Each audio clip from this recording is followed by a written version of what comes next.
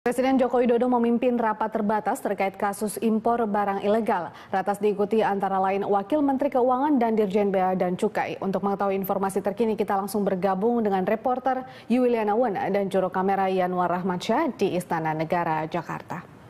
Ya Yul, bagaimana langkah yang diambil pemerintah untuk mengatasi impor barang ilegal? Ya, Veronica, pasti pemerintah memberikan perhatian khusus terkait mengenai impor ilegal yang telah mengganggu dalam perekonomian dalam negeri dan khususnya juga mengganggu keuangan negara dan juga mempengaruhi daya saing produk yang dihasilkan dalam negeri. Tadi pada ratas, Presiden Joko Widodo memimpin bersama dengan Wapres Yusuf Kala dan juga sejumlah menteri, dan juga hadir diantaranya adalah Dirjen Bea Cukai Heru Pambudi dan juga ada Wakil Menteri Keuangan yang mewakili kehadiran dari Menteri Keuangan yakni Mardiasmo. Adapun tadi pada hasil dari ratas terkait mengenai impor ilegal ini ada sejumlah langkah yang nantinya akan diambil oleh pemerintah, diantaranya adalah dengan menegakkan penegakan hukum yang secara konkret kepada para pelaku impor ilegal dan juga berkoordinasi, pemerintah akan berkoordinasi dengan pihak eksportir dan juga pemerintah akan menguatkan sistem IT sehingga nantinya keluar masuk barang baik dari impor ataupun ekspor ini dapat terekam dan terpantau, terkoordinasi dan juga terintegrasi dengan kedua belah pihak negara dan juga kedua belah pihak sehingga nantinya dari sistem IT yang diperkuat ini bisa terpantau mana produk-produk ilegal yang masuk ke dalam negeri. Veronica. Ya, Yul, lantas akan seperti apa kemudian Dirjen Bea dan Cukai menindaklanjuti sejumlah langkah yang sudah disepakati itu?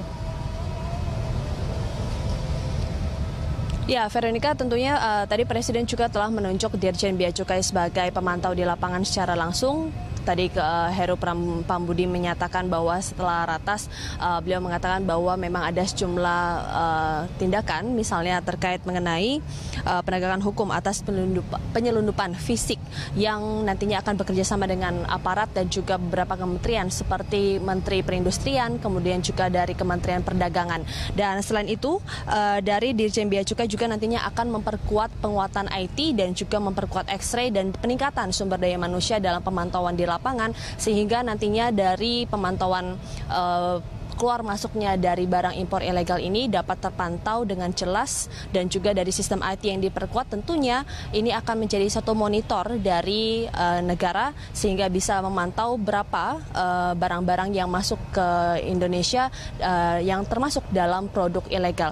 Berikut pernyataan dari Dirjen Bea Cukai Heru Pambudi. Untuk pertama melakukan penegakan hukum dengan setegas-tegasnya. Saya kira itu yang nanti akan langsung kita tindak lanjuti, terutama komoditi-komoditi yang mempengaruhi manufaktur. Antara lain, saya bisa sebutkan di sini ada tekstil dan produk tekstil.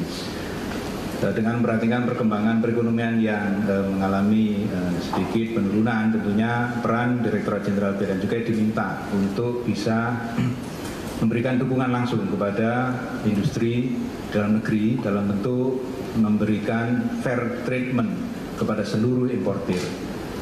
Ini tentunya nanti akan kita tindak lanjuti dengan dua strategi.